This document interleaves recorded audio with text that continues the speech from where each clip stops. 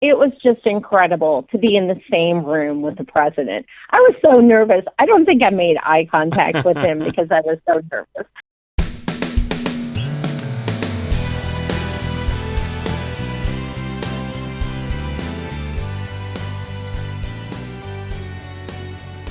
If you're a new teacher interested in hearing about the latest tips and tricks to inspire you in the classroom, you've come to the right place. The New Teacher Podcast features interviews with award-winning classroom teachers, the latest authors, and educational leaders recognized for their proven teaching techniques and strategies. Hear the stories of their success and failure. To listen to past episodes, view show notes, or to contact us, please visit our website at newteacher.org. Now here's your host, Anthony Arno. Hello and welcome to the New Teacher Podcast. I'm your host, Anthony Arno, and I'm so glad you can join us here today. This is our fourth episode, and today we have Sarah Reed, the 2015 Kentucky Teacher of the Year. Sarah teaches third grade and is featured in the current issue of Instructor Magazine, which has been renamed Teacher Magazine. If you're not yet on our mailing list, I invite you to join us at newteacher.org. It's quick and easy and the best way to learn all about the latest releases at the New Teacher Podcast. Before we get to today's interview with Sarah, I would like to announce the winner of our signed copy of Julia Thompson's book, The First Year Teacher's Survival Guide. Julia was my very first guest on the New Teacher Podcast, and if you have not yet heard that show, I invite you to listen to my talk with her at either iTunes or at newteacher.org. Our winner is Julia Harth, who just graduated from the College of New Jersey and teaches middle school technology. After listening to the first episode of the New Teacher Podcast, Julia's biggest takeaway from the show is hearing Julia Thompson's quote, "Take your successes home, but leave your failures at school." Julia writes that as a new teacher, that is something she is still learning to do. However, it is important to find a work-life balance. Julia ended her message to the New Teacher Podcast by saying that, hopefully, I will have many successes to take home as I continue my teaching career. Julia, thank you for getting in touch with us here at the New Teacher Podcast, and I would like to wish you the best of luck in your teaching career. We will be sending out a signed copy of Julia Thompson's book, The First Year Teacher's Survival Guide. If you would like to learn how I can read your iTunes rating and review on a future show, go to iTunes and simply leave us a rating and review. Or you can visit our website at newteacher.org and leave us a recorded message. I hope to hear from you soon. And now, here's my talk with Sarah Reed.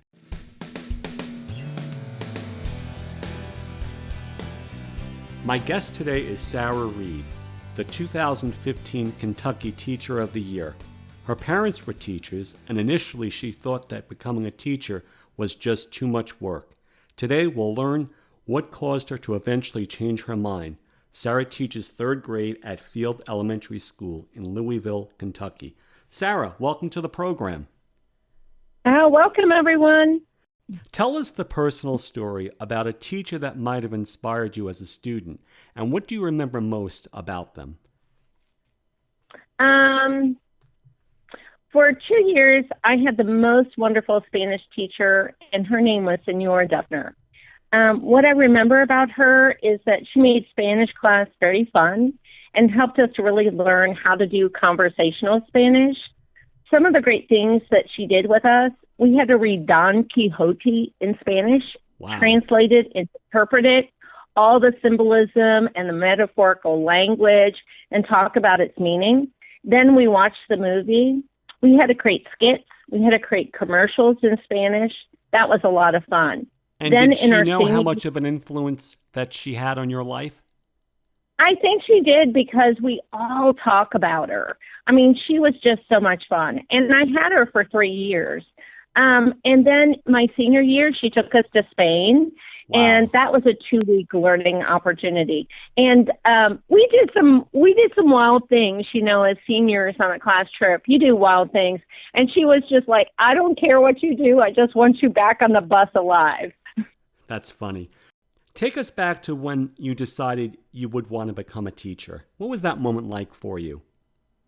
Well, I come from a long line of teachers, and I've always kind of had teaching in me. I just chose to be something else when I grew up. The problem was that I wasn't really happy in any of those positions, and I couldn't really settle down. So teaching just really settled me down. I was a preschool teacher for 5 years.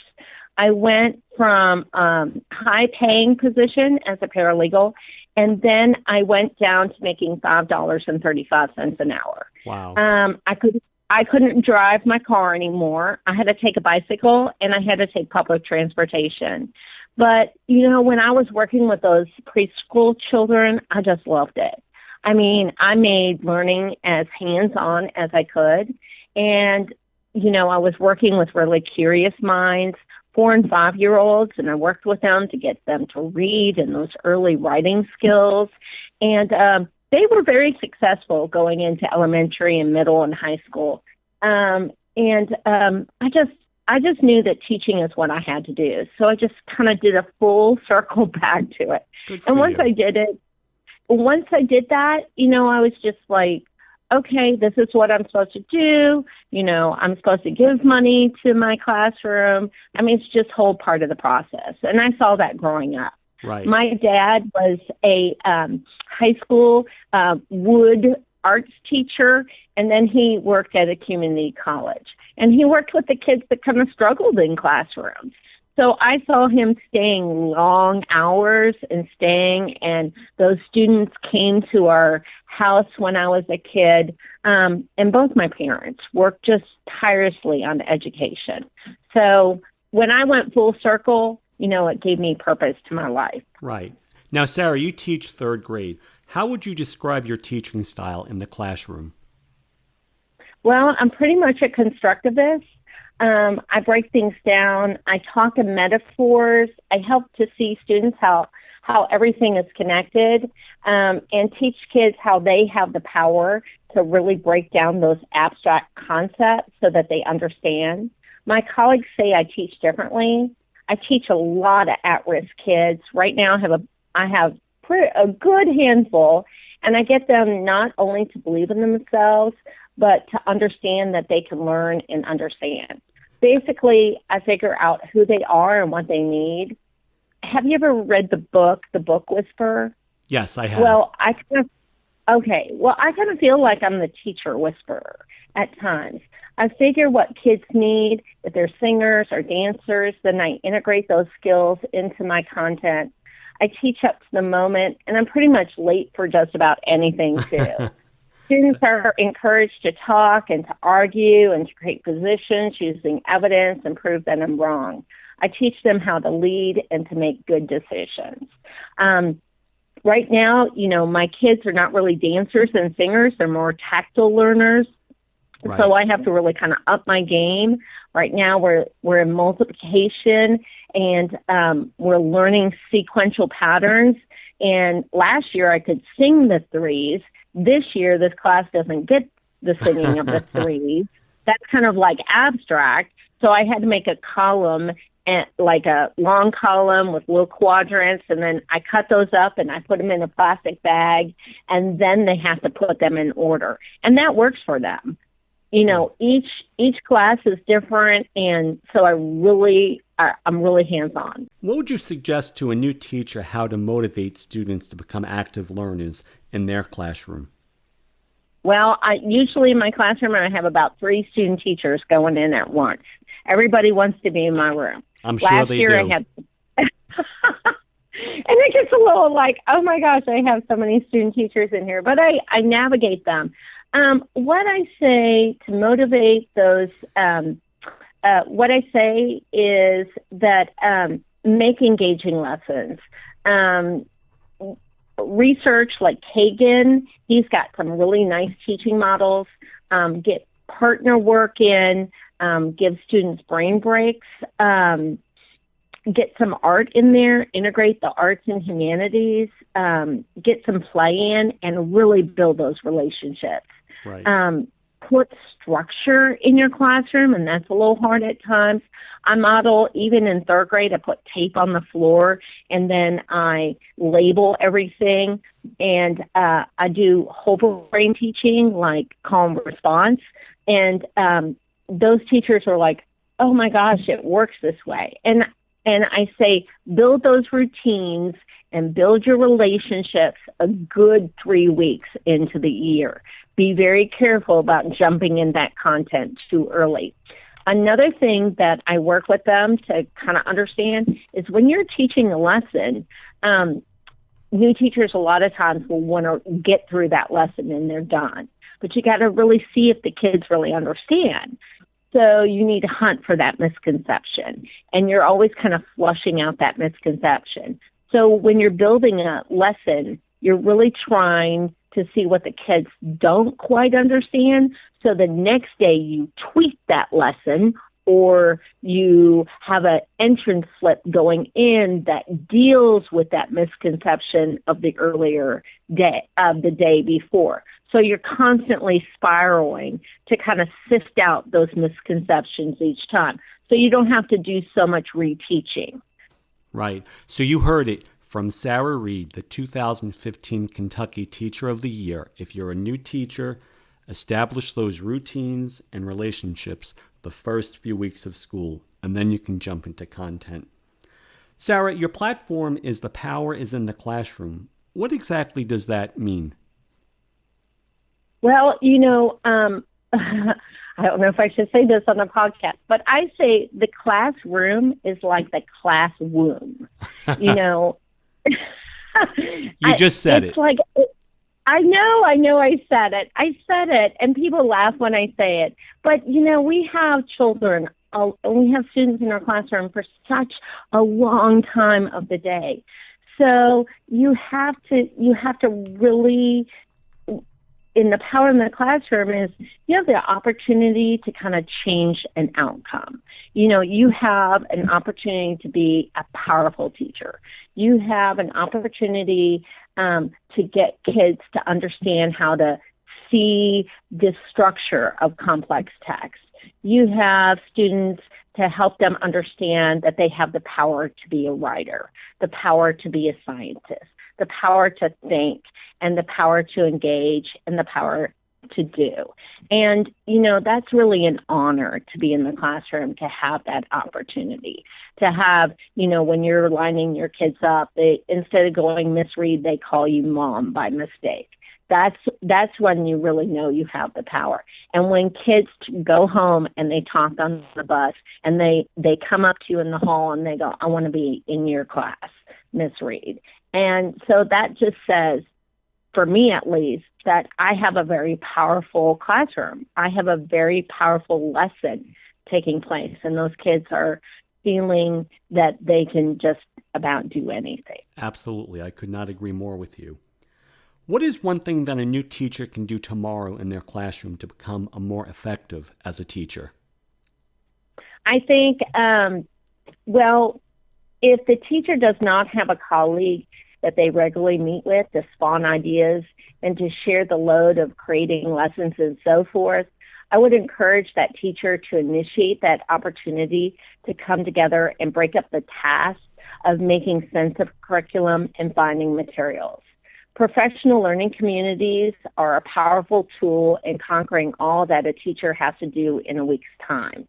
If the teacher had a professional learning community in place, I would then have them think about pacing themselves through the lesson, as I mentioned before, not to rush through it to get it done, but to work through it and use it as a tool to flush out that student misconception, and then figure out small group teaching modes to reteach concepts that are causing struggle. And whatever documents they are using or creating to make this happen, to store them in an online site like Wikispaces so that they can reflect how much they've done and are able to connect the dots as they need to go. These sites let you figure out how to see the big picture. When you're in your classroom and storing files in a desktop, it's really hard to see how all the parts fit together or to see how much you've done and how much an impact you've had. Right. That's so important if you're a new teacher. Rely on your colleagues, and not only your colleagues, but also the other new teachers who might also be in the building, whether or not they're at your grade level. You guys will be able to Yeah. share stories and what's happening that only a new teacher can really relate to. How do you establish and maintain communications with the parents of your students from day one? Well, in several ways. I have a newsletter. In the past, I've had a website. Some teacher friends of mine, they pass out a QAR code to parents for their websites.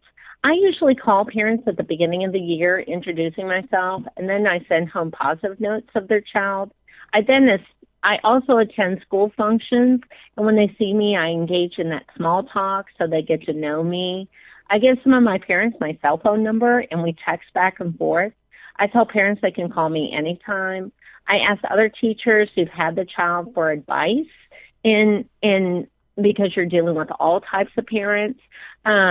If a parent is a car rider, I'll ask the principal if I can go out to the carpool line and put that child into that car.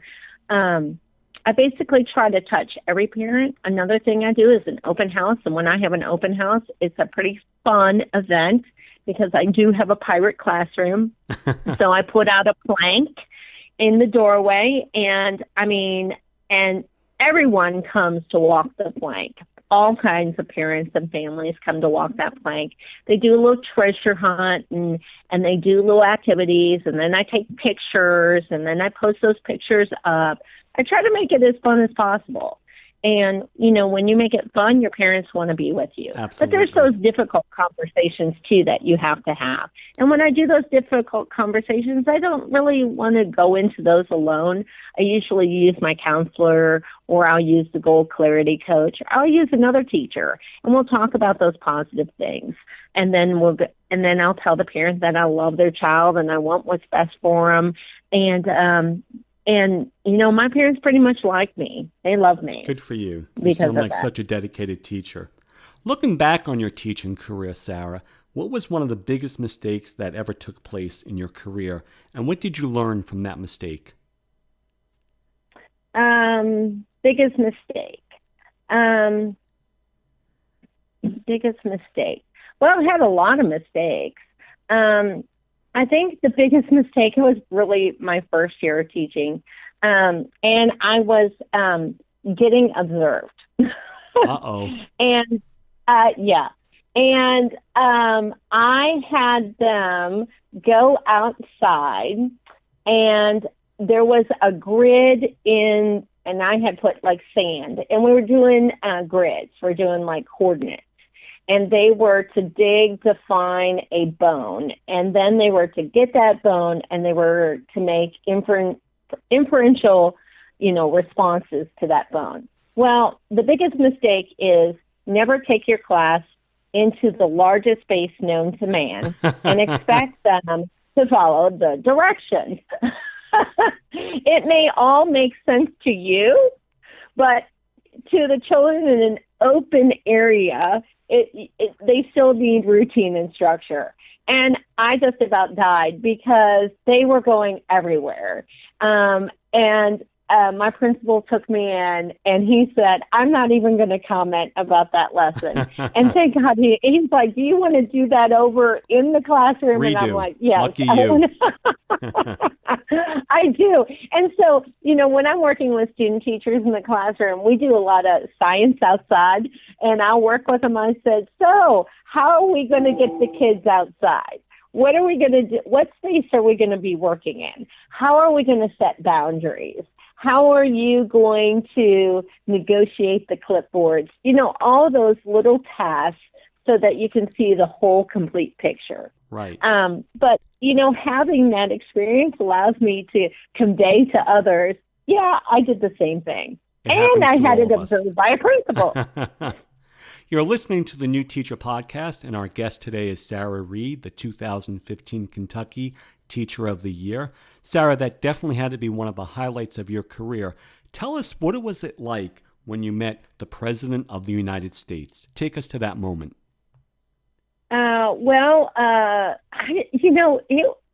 I know some other Teachers of the Year remember it, But I was so like, oh my gosh, I'm seeing the president. I couldn't even think. It was just incredible to be in the same room with the president. I was so nervous. I don't think I made eye contact with him because I was so nervous. And in his cabinet, he has the old mayor of Louisville, Jerry Abramson, works for him. So I felt like I could talk about him as opposed to my classroom, because I was like, oh my gosh, there's like 10 people looking at me with the president, and I'm in the Oval Office. And then when we went out of the Oval Office, they told us, be careful when you walk so you don't trip. And so I was thinking about all the rules that I had to kind of do. And then they said, when you stand on the podium, don't let your knees knock. And I kept on going, I wonder what that is. And so I had my phone and I was texting, trying to figure out what the answer was. And meanwhile, it was live and my kids were in the classroom. Everybody in the whole school was watching it. And my Gold Clarity coach called me and said, get off your phone. So it was just unimaginable that I could be in that same room. And however you feel about President Obama, he really loves teachers, and he's a very approachable person, and he just makes it so down to earth. I mean, I was so nervous, and he could see that I was nervous, and he just made it so fun. That's great. That's great. Now, as the Teacher of the Year for Kentucky, what will your responsibilities be like starting this new school year? Well, this new school year, I continue to go out and give speeches, and I continue to be an ambassador, working with several organizations. One organization I'm working with is ESET, and that's Elevating and Celebrating Teachers. It's funded by the Bill Gates, and I'm a committee person on that. Another thing that I'm working with is I'm working with NSTOY. That is the National Teachers of the Year with Catherine Bassett, and I'm working on a panel, and we're working with standards and assessments with that. I'm also on a teacher advisory committee with the Commissioner of Education for the Kentucky Department of Education. I'm also working on a project. I hope to do a Kentucky Teach to Lead in the state of Kentucky, working with the Kentucky Teaching Leadership Framework for Teachers with Lauren Hill, and doing a conference later on in June 2016 for teachers. What else am I doing? It sounds like you're quite busy, yes. I know, and I'm still in the classroom. One of the things that I could have done was, and a lot of Teachers of the Year do this, they step out of the classroom and they are on sabbatical. I chose to still be in the classroom and still do my Teacher of the Year duties as well. Good for you. Let's say a new teacher has a student who failed an assignment or a test or a project. What would you suggest that new teacher do to help that child along?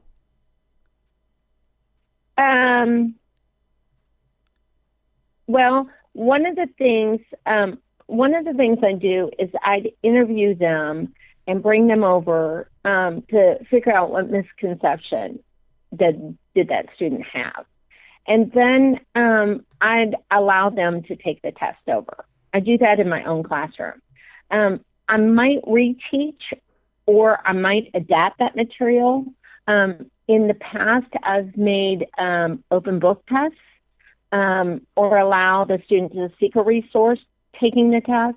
A lot of times taking a test has to do with emotional being.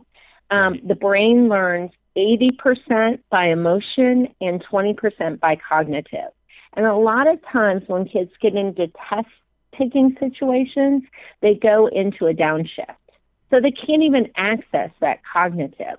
So a lot of it is getting over the hurdle and having a growth mindset, working with them to have a growth mindset to go into that testing situation.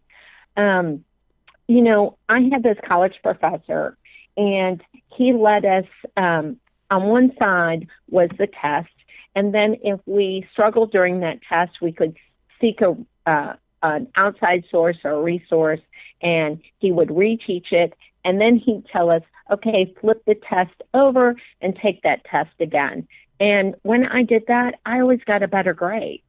Wow. And so I love that. I was like, so what is learning? Stiggins asked us, what is learning? Learning is about learning. Marzano says that when we go over our students' work and we give them those opportunities, growth mindset opportunities, they are going to redo it. You get a 26 percentile gain. So I think that I work with kids to really, I'm coaching them to get over their anxiety. I'm coaching them to use their strategies. Everybody needs a little wind under the wing to fly, don't they? Absolutely, yes. What is one book that you could recommend to our new teacher listeners to help them become a better teacher? Well, I like the Harry Wong and Classroom Management. It took me eight years to really figure out my own classroom management. I know not everybody may agree, but for me personally, I'd have to say that I'm kind of growing in this area, and response to intervention, anything that they can get their hands on with response to intervention. I also like the Dave Burgess book, Teaching Like a Pirate. It's for high school. He's a high school teacher, it seems like. But I really like that book because you have to really force yourself to get engagement into your lessons so you can connect with kids. Those two books are kind of really what I had by my bedside. Okay. And what is one internet resource that has helped you become a better teacher that you could recommend to our listeners? I really like the Teaching Channel. I like the Teaching Channel because it has videos of real teachers going in, and they have materials that go with those resources. I also like TES. TES is, I think it's Teaching Educational Sources. There's one in the United Kingdom, and I'm actually a member of that one. I love that one. Okay, before the final bell rings, our last question is, what's the best thing about being a classroom teacher, Sarah? I think having an impact on a student's life, being a part of their life and seeing them grow and become who they are, empowering them to believe and have faith and take risks and to be independent and powerful creators and problem solvers and, of course, arguers.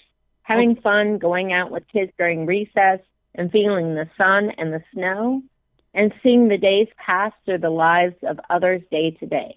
And even as frustrating as change is, living through the change, through the cycle of education and being part of a profession that's going through a revolution of sort, trying to reduce the testing, and then on its opposite side, trying to increase creativity and innovation, all for the purpose of educating our youth so that they can be who they are or want to be.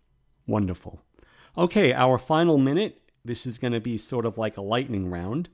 The first thing that comes to mind, Sarah, are you a morning person or a night owl? I'm a night owl. Mac or PC? All my kids have Macs, but I'm a PC. Sarah, what was your favorite book from your childhood? Andrews Meadow. And your first paying job? Corn detasseling in Iowa. One TV show that you try to watch every week? Okay, I'm really embarrassed to say this. Bachelorette.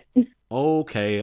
Sarah, the last music download or CD playing in your car? Oh, I don't have a CD in my car. I got the oldest car known to man. I'll listen to NPR and American Stories. I love listening to Train and country music. Dwight Yoakam, love him. One famous person that you would like to invite over for dinner, either living or dead? Steven Tyler. He's so crazy. I just love him. Plus, he's reinvented himself into a country singer, and I'm his I'm his Facebook friend. Are we talking about Steven Tyler from Aerosmith? Yes, of course. Okay.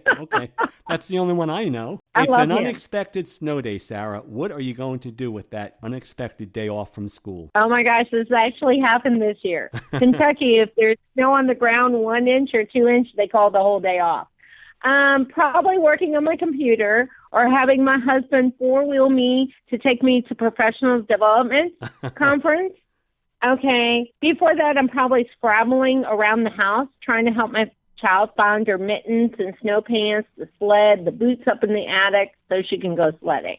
And the next item on your bucket list, Sarah? Well, I want to be invited to the ESET conference in Seattle and meet Bill Gates and Melinda. Oh, that would be incredible. I feel like I feel like Alice in Wonderland with that because I can't find the door to knock on. You have to be invited, and I haven't been invited to the party.